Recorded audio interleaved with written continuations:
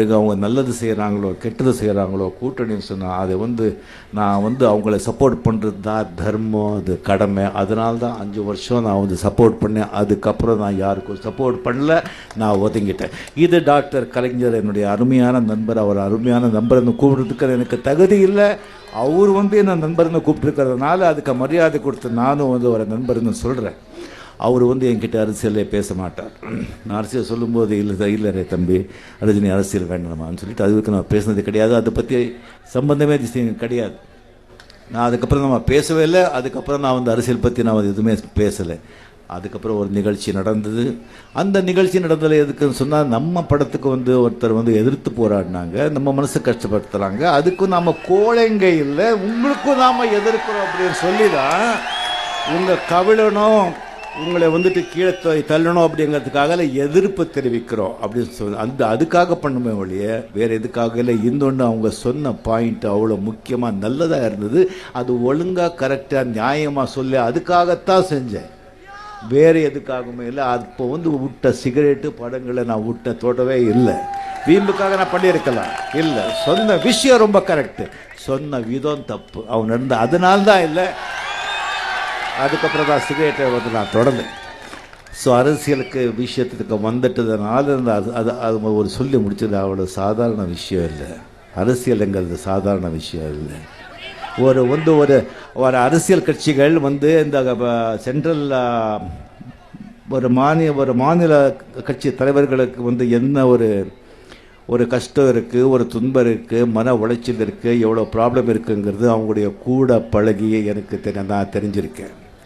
யாருமே சந்தோஷமாக இல்லைங்க. தலைவருங்க தொண்டனுங்க சந்தோஷமாக இருக்கலாம், அந்த தலைவனுங்க சந்தோஷமாக இல்லைங்க. ரெஸ்பான்சிபிலிட்டி எந்த அரசியல் தலைவராகட்டும் மக்களுக்கு நல்லது செய்யாமல் கெடுதல் செஞ்சு கெட்ட பேர் வாங்கணும்னு சொல்லி சத்தியமாக கனவுல கூட நினைக்க மாட்டாங்க. எல்லாரும் நல்லது செய்யணும் தான் வருவாங்க, பட் நல்லது செய்ய முடியாது, சிஸ்டம் அப்படி இருக்கு. ஸோ தயவு செஞ்சு அரசியல்வாதிகளை தப்பு சொல்லாதீங்க, அரசியல்வாதிகளை கூட்ட சொல்லாதீங்க. நான் ஒன்று சொல்கிறேன், டெஃபினெட்லி அரசியல் கட்சி சொன்னால் அரசியல் கட்சியோட பலமே அந்த தொண்டர்கள். அரசியல் கட்சியோடைய உயிர் நாளே அந்த கட்சி தொண்டர்கள், அந்த கட்சிக்கு சேர்ந்தவர்கள். ஒரு கட்சியை ஆட்சியில் உட்கார வைக்கணும்னு சொன்னால் அந்த கட்சிக்கு சேர்ந்த தொண்டர்கள் தான், அந்த கட்சிக்கு சேர்ந்தவர்கள் தான் ஆட்சிக்கு உட்கார வைக்கிறாங்க. அதே தொண்டர்கள் தான், அதே கட்சிக்கு சேர்ந்தவர்கள் தான் ஆட்சியை கவிழ்க்கிறதோ அவங்க தான். ஏன்னா சுயநலத்துக்காக அவங்க கட்சி ஆளுங்க எப்படி இருக்கணும்னு சொன்னால், நம்ம கட்சிக்கு நல்ல பேர் வரணும்னு சொல்லி மற்றவங்க தப்பு செஞ்சால் கூட அதை தட்டி கேட்கறதுக்கு நிற்கணுமே ஒழிய சுயநலத்துக்காக அவங்க இருக்கக்கூடாது. அந்த மாதிரி எந்த கட்சி எத்தனை கட்சி தொண்டர்கள் இருக்காங்க இந்த நாட்டில். நான் தமிழ்நாட்டில் மட்டும் சொல்லல, எல்லா மாநிலங்களிலும் எது பிரச்சனைங்க. இதுதான் உண்மை. அரசியல் தலைவர்களை தயவு செஞ்சு அந்த தொண்டர்கள், அந்தந்த கட்சி தொண்டர்கள், அந்தந்த கட்சிக்கு சேர்ந்தவர்கள், அவங்க தலைவர் மன நிம்மதியாக இருக்கிறதுக்கு பாடுபடுங்க, டெஃபினட்டாக நல்லா இருக்கும். ஸோ அரசியலுக்கு ரொம்ப பெரிய விஷயம். இப்போ நெக்ஸ்ட்டு ரைட், இதுக்கு மேலே நான் அதை பற்றி நான் பேச விரும்பலை. ஒன்று என்னுடைய குருநாதர் சொன்னார், சச்சிதானந்தி சொன்னார், ஒரு மனுஷனுக்கு தலையெழுத்து, ஒவ்வொரு மனுஷனுக்கும் ஒவ்வொரு தலையெழுத்து இருக்குன்னு எப்படி சொல்கிறாங்க, அதே மாதிரி ஒவ்வொரு நாட்டுக்கும் ஒவ்வொரு தலையெழுத்து இருக்குது. யார் ஆளணும்னு சொல்லி ஆல்ரெடி எழுத வச்சிருக்கு, அது அப்படியே நடக்கும். அதுக்கான கால சந்தர்ப்பங்கள் நடக்கும். அந்த சந்தர்ப்பத்தினால தான் ஒரு அரசியல்வாதி அங்கே உட்காரமான வழிய ஒருத்தர் தன்னுடைய தனிமையாலேயோ பேச்சாலேயோ இல்லை தன்னுடைய சாதனைகளாலேயோ ஆட்சி பிடிக்க முடியும்னு சொன்னால் அது நடக்காதுங்க. ஒரு தடவை ஆட்சியில் உக்காந்தா அதை நிலைப்படுத்தி கொள்றதுக்கு எவ்வளோ கஷ்டப்பட்டால் கூட சில டைமில் அது பண்ண முடியாது. அதில் அந்த நேரம்தான் அரசியல் நேரம் ஒரு முக்கியமான ஒரு பாத்திரத்தை வகிக்கிறது. இல்லைன்னு சொன்னால் காமராஜர் மாதிரி ஒரு பெரும் தலைவர் தோற்றிருப்பாங்களா? யாராவது நினச்சி பார்ப்பீங்களா? நேரம்தான், காலம்தான். நல்லா நினச்சி வச்சுக்கோங்க, இதை புரிஞ்சுக்கோங்க. ஒரு நிகழ்ச்சியில் சொன்னேன் நான், ஃபேன்ஸ் உங்களில் பார்க்கும்போது எனக்கு கூச்சமாக இருக்குது, வெக்கமாக இருக்குது அப்படின்னு நான் சொன்னேன். ஸோ எனக்கு தெரியாது, உடம்பு சரியான பிறகு நான் கம்ப்ளீட்லாம் ஆஃப், யாருமே எனக்கு எந்த இன்ஃபர்மேஷனும் கொடுக்கல. டாக்டர்ஸும் சொல்லிட்டாங்க அவருக்கு வந்து பிபி ஜாஸ்தி திங் ஆகிடும், எது நடந்தால் கூட அவருடைய கவனத்துக்கு கொண்டு வரக்கூடாது அப்படின்னு சொல்லிட்டு நான் மெட்ராஸ்க்கு வந்த பிறகு தான் எனக்கு வந்து எல்லா நியூஸ் பேப்பர்ஸ் மேகசைன்ஸ் எல்லாமே எனக்கு கிடைச்சது. அதில் பார்த்தேன் நான் ரசிகருங்க எல்லாம் எப்படியெல்லாம் வந்துட்டு 1000 பேர் மொட்டை அடிக்கிறது, நடந்து போகிறது, பிரார்த்தனை பண்ணுறது, சர்ச்சில், மஸ்ஜிதில், கோயில்களில் மண் சோறு சாப்பிட்றது, 40 நாள் விரதம் இருக்கிறது, இதெல்லாம் வந்து அது பார்த்து அதை கேட்டு எனக்கு வந்து அது எப்படி ரியாக்ட் பண்ணுறதுன்னு சொல்லி எனக்கு அது சத்தியமாக தெரியல நண்பர்களே. என்கிட்ட வந்து ஒருத்தர் சொன்னாங்க, இந்த மாதிரி ஒரு மேலே ஒரு கோயிலுக்கு மேலே ஒரு மலைக்கு மேலே ஒரு இது இருக்குது, ஒரு கோயில் இருக்குது, அது மண்டி போட்டே வந்து மேலே வந்து போனேன். அதனால் எல்லாம் மூட்டையெல்லாம் கால் எல்லாம் இதாகிட்டு 2 மாதம் வந்து ஹாஸ்பிட்டலில் இருந்தேன். எங்கள் அப்பா அம்மா கூட ஏண்டா அப்படி சொஞ்சே அப்படின்னு சொல்லலை அப்படின்னு சொன்னாங்க. அவர்கிட்ட வந்து அதை என்கிட்ட சொல்லும்போது அவருக்கு வந்து நான் நன்றின்னு சொன்னால் அந்த நன்றிங்கிற வார்த்தை எவ்வளோ சின்ன வார்த்தை. அதனால் பணம் கொடுக்க முடியுமா? உடம்பெல்லாம் ஒரு மாதிரி பண்ணுறது, ஏன்ப்பா இப்படி பண்ண அப்படின்னு சொல்லியும் சொல்ல முடியாது. நான் அவனுக்கு என்ன திருப்பி நான் கொடுக்குறேன்? எனக்கு வெக்கமாக இருக்குது. எனக்கே வந்து அதான் உங்களுக்கு ராதரவிகரே சொன்ன அவர் 1 வீக் வந்து எனக்காக வந்து பிரார்த்தனைக்காக சொல்லும்போது இதுக்கு அது எப்படி ரியாக்ட் பண்ணுறது எனக்கு ரொம்ப கஷ்டமாக இருக்குங்க. ஏன்னா எனக்கு வந்து நான் ரொம்ப நான் கொடுத்தேன்னு சொல்ல மாட்டேன். ஆனால் டெஃபினட்டாக நிறைய ஏதோ வாங்கி இல்லை, பழக்கம் இல்லை. ஓகே, நன்றி, அவ்வளோதான். ஸோ இன்னொன்று உடம்பு சரியில்லாத போது என்ன சொன்னால் நீங்கள் பார்த்துருக்கீங்க, நான் வந்து சிவாஜி, சந்திரமுகி, அதுக்கப்புறம் வந்துட்டு சிவாஜி, அதுக்கப்புறம் வந்து ரோபோ, இதுக்கு மேலே வந்து ஏதாவது ஒரு பெரிய படம் பண்ணணும். சும்மா இனிமேல் வந்து ஏதோ ஒரு படம் பண்ணணும் சொன்னால் எவ்வளோ வருஷத்துக்கு வந்து 2 படம் 4 படம் பண்ணலாம். பணத்துக்காக பண்ணணும் சொன்னால் பண்ணலாம், பிஸியாக இருக்கணுங்கிறதுக்காக வேணும் நான் பண்ணலாம். பட் அப்படி பண்ணுறதுக்கு எனக்கு இஷ்டம் இல்லை. 94, 93 நான் கம்ப்ளீட்டாக வந்து டிஃப்ரெண்ட்டாக நான் மாற்றிக்கிட்டேன். ஸோ ரோபோக்கு அப்புறம் வந்து என்ன பெரிய படம் பண்ணணும்னு சொன்னால் ஒரு வந்து வரலாறு படம், ஒரு மிகப்பெரிய ஒரு வரலாறு படம். அந்த ஒரு சிவாஜி, அந்த ரோபோ, அந்த சங்கர், அந்த டைரக்டர், அந்த ப்ரொடியூசர்னால வியாபாரம் வந்து ரொம்ப ரொம்ப பெருசாகி 100 கோடி, 150 கோடி, 200 கோடி அப்படின்னு சொல்லி செலவழிக்கும் போகும்போது ஈவன் இந்த ஈராஸ் அந்த மாதிரி ஒரு பெரிய பெரிய கம்பெனி எல்லாமே ஈவன் 250 கோடி செலவு பண்ணால் கூட பரவாயில்லைன்னு வரும்போது அதுக்கு தகுந்த மாதிரியான ஒரு கதையை நம்ம செய்யணும் அப்படின்னு சொல்லிட்டு ஒரு வரலாறு படம் வந்து ராணா அப்படின்னு சொல்லிட்டு ஒரு மிக அருமையான அந்த கதை. எனக்கு பார்த்திங்கன்னா சந்திரமுகியில் வந்துட்டு எவ்வளோ டிஸ்ட்ரிக் இருந்தால் கூட அந்த வேட்டையன்னு சொல்லி ஒரு 5 நிமிஷம் வந்த கேரக்டர், அந்த வில்லன் கேரக்டர் எல்லாருக்குமே ரொம்ப பிடிச்சது. அதுக்கப்புறம் வந்து சிவாஜிலே அந்த மொட்டை பாஸ் வந்து ரொம்ப பிடிச்சது. அதுவும் வந்து வில்லன் கேரக்டர் தான், வில்லனுக்கு வில்லன் மாதிரி வச்சுங்களேன் இந்த மொட்டை பாஸ். அதுக்கப்புறம் ரோபோவில் வந்துட்டு அந்த பேட் ரோபோ தான் ரொம்ப பிடிச்சது, வில்லன் கேரக்டர். ஸோ இதெல்லாம் சேர்ந்து ராணா அப்படின்னு சொல்லிட்டு அவன் துரியோதனன், ராவணன் மாதிரி பலசாலி, சக்குனி மாதிரி ரொம்ப ரொம்ப மூளை. தங்கச்சி என்ன அவ்வளோ பாசம். அந்த தங்கச்சியோட லட்சியத்துக்காக ஒரு தனி ஆள் ஒரு சாம்ராஜ்யத்தையே அளிக்கிறான். மிக மிக அரசியல், மிக மிக விஷயங்கள். அது வந்து ஒரு வரலாறு படத்தில் அது சொன்னால் அது வந்து இப்போ இருக்க காலத்துக்கும் அது வந்து ஒத்துப்போகும். ஸோ அந்த கேரக்டர், அந்த ராணா அந்த கேரக்டர் உருவாகி ரொம்ப பெருசாக அதை பர்ஃபார்ம் பண்ணுறதுக்கு எனக்கு ரொம்ப ரொம்ப அது ராணா எப்படி நான் பண்ண போகிறேன் அப்படின்னு சொல்லி வில்லன் சொன்னால் த வில்லன், அல்டிமேட் வில்லன் மாதிரி வச்சுக்கலாம் அந்த ராணா கேரக்டர். அந்த கேரக்டர் என்ட்ரு ஆகுறதே இன்டர்வல், அந்த கேரக்டர் எப்போ வர்றதோ இன்டர்வல், அப்போ இன்டர்வல். அதுக்கப்புறம் ஸ்டார்ட் அந்த ராணாவோட அட்டகாசங்கள்.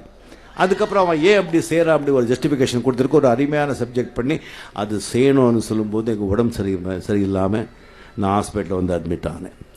அந்த ஹாஸ்பிட்டல் அட்மிட் ஆகிறதுக்கு நான் சொல்ல என்னுடைய தப்பு இருக்குது. கொஞ்சம் எனக்கு வந்து உடம்பு சரியில்லை எனக்கு தெரிஞ்ச பிறகு கூட டாக்டர் வந்து சொன்னாங்க, நீங்கள் இந்த ஹாஸ்பிட்டலில் வந்து அட்மிட் ஆகிட்டு நீங்கள் வந்து ஒரு செக்கப் பண்ணிக்கிட்டால், ஃபுல் செக்கப் பண்ணிவிட்டால் ஒரு 2 நாள் இருந்து அதுக்கு வந்து நம்ம கரெக்டாக வந்து மெடிசன் கண்டிப்பாக பண்ணி கொடுக்க முடியும்னு சொன்னால் நானே வேண்டான்னு அவாய்ட் பண்ணேன். ஏன்னா ஹாஸ்பிட்டலில் வந்து நம்ம சேர்ந்தோம் சொன்னால் அன்னெசரி வதந்திகள், ஏதாவது நடக்கும், ஏதாவது என்ன ஆச்சு அப்படி சொல்லி இது பண்ணுறாங்க. நம்ம வீட்டில் இருந்து பண்ணலாம் அப்படி சொல்லி பண்ணும்போது அது கொஞ்சம் நானே அதை வந்து கொஞ்சம் ஜாஸ்தி பண்ணிக்கிட்டேன். ஸோ அதுக்கப்புறம் பிகாஸ் என்னுடைய வெளிச்சம் என்னுடைய வாழ்க்கை ஹிஸ்ட்ரி எல்லாருக்குமே தெரியும். ரொம்ப ரொம்ப ரொம்ப வந்து இந்த கண்டக்டராக இருக்கும்போது அதுக்கு முன்னாலேயே வந்து மது அருந்துற பழக்கம் ரொம்ப ஜாஸ்தி. அதை வந்து நடந்தது வந்து கெட்ட நண்பர்களால், வாழ்க்கையில் வந்துட்டு அப்பா அம்மா நல்லா வாழ்க்கையில் நீங்கள் நல்லா இருக்கணும்னு சொன்னால் நீங்கள் கடவுளை விட பொண்டாட்டியை விட நல்ல நண்பர்களை தேர்ந்தெடுங்க. நல்ல நண்பர்களை நீங்கள் தேர்ந்தெடுத்தாதான் நீங்கள் வாழ்க்கையில் நல்லபடியாக இருக்க முடியும். நான் வந்து ஒரு கெட்ட நண்பர்களோட சகவாசம் செஞ்சு அந்த குடிப்பழக்கத்துக்கு ஆளாகி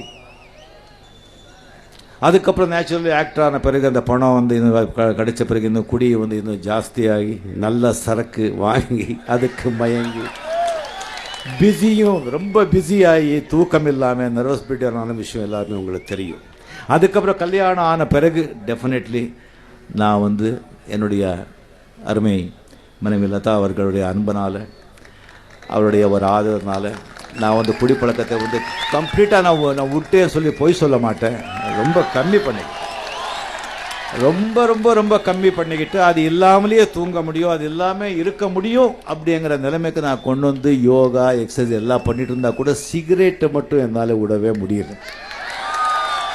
ஸோ என்னுடைய முக்கியமான உடல் நலம் போனது காரணமே அந்த சிகரெட்டு தாங்க. நான் அனுபவித்து சொல்கிறேன், ரொம்ப அடிபட்டு சொல்கிறேன், அந்த சிகரெட் பழக்கத்தை விட்டுடுங்க, தயவு செஞ்சு விட்டுடுங்க.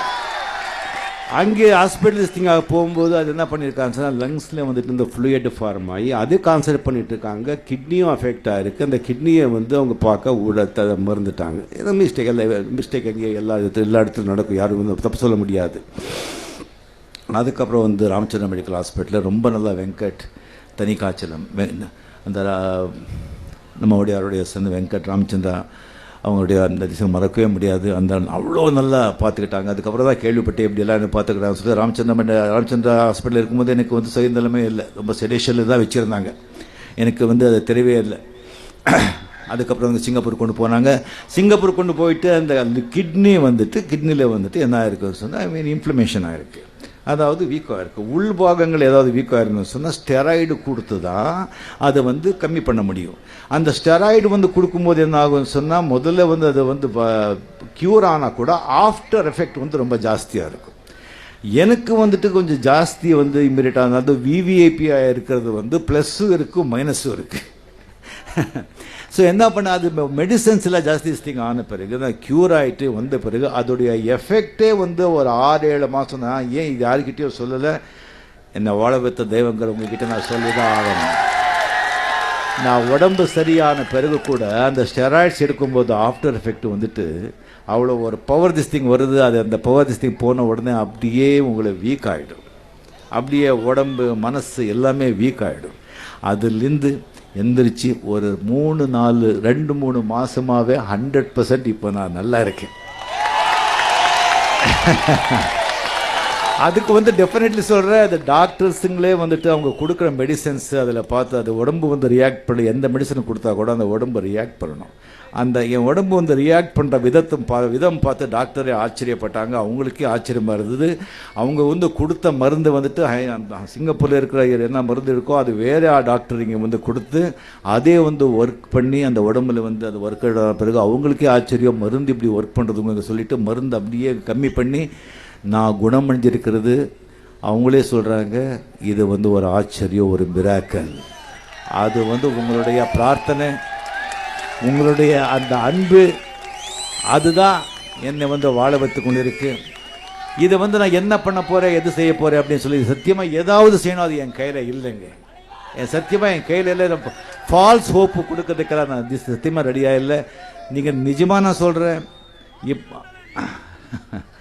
முதல்ல வந்துட்டு உங்கள் ஃபேமிலி, உங்கள் அப்பா அம்மா, உங்கள் குடும்பம் பார்த்துக்குங்க. அதுதான் நான் முக்கியமாக நான் சொல்கிறது. யமலோகத்தில் இருக்கும்போது யமன் சொன்னானா இங்கே மட்டும் சொர்க்கம் நரக்கம் இல்லைப்பா, பூலோகத்திலும் சொர்க்கம் நரகம் இருக்குது, நான் வா காமிக்கிறேன் அப்படின்னு சொல்லிட்டு யமன் வந்து யமனோட அந்த அவனுடைய அசிஸ்டண்ட்டோட கீழே வந்துட்டு பூலோகத்தில் இங்கே எங்கே சொர்க்கம் எங்கே நரக்கம் காமிங்கன்னு சொல்லும்போது ஒரு குடும்பத்தை கொண்டு போனாரா. அந்த குடும்பத்தில் கொண்டு போனால் ஒரே புருஷன் பொண்ணாட்டிக்கு ஒரே சண்டை, பசங்களுக்கு அடிக்கிறாங்க, அப்பா அம்மாவை திட்டுறாங்க, அவங்களுக்கு சாப்பிட போட மாட்டேங்கிறாங்க, இவன் தண்ணி போட்டு இது பண்ணுறான், ஒரே கண்டு சத்தியம் அந்த நிம்மதி இல்லை. எவன் சொன்னானா இதான் நடக்கும் அப்படின்னு. இன்னொரு வீட்டுக்கு கொண்டு போகிறான்னா அவ்வளோ அன்பாக அக்கறையாக எல்லோரும் இருக்காங்க, எல்லாம் சந்தோஷமாக இருக்காங்க, குழந்தைகள் நல்லா பார்த்துக்குறாங்க, அப்பா அம்மா நல்லா பார்த்துக்குறாங்க, அவங்க குழந்தைய பார்த்துக்குறாங்க. இதுதான் சொர்க்கம்னு சொன்னாங்களே. ஸோ உங்கள் வீடுங்களை முதல்ல நீங்கள் சொர்க்கமாக்கிக்கிங்க, அதுக்கப்புறம் எல்லாத்தையும் வந்து நீங்கள் பண்ணிக்கலாம். அதுக்கப்புறம் முதல்ல வந்து நான் அன்றைக்கி சொன்ன மாதிரி நான் முதல்ல இப்போவும் நான் சொல்கிறேன், என்னுடைய பிறந்தநாள் உங்கள் அப்பா அம்மாவோட பிறந்தநாளை நினச்சிக்கிட்டு அவங்க அப்பா அம்மாவை காலில் விழுந்து அவங்க நலம் விசாரித்து நீங்கள் செஞ்சால் அதே எனக்கு வந்து ரொம்ப ரொம்ப பெருசாக கொடுத்தா வருது. நான் ரொம்ப ரொம்ப மகிழ்ச்சி அடைகிறேன்.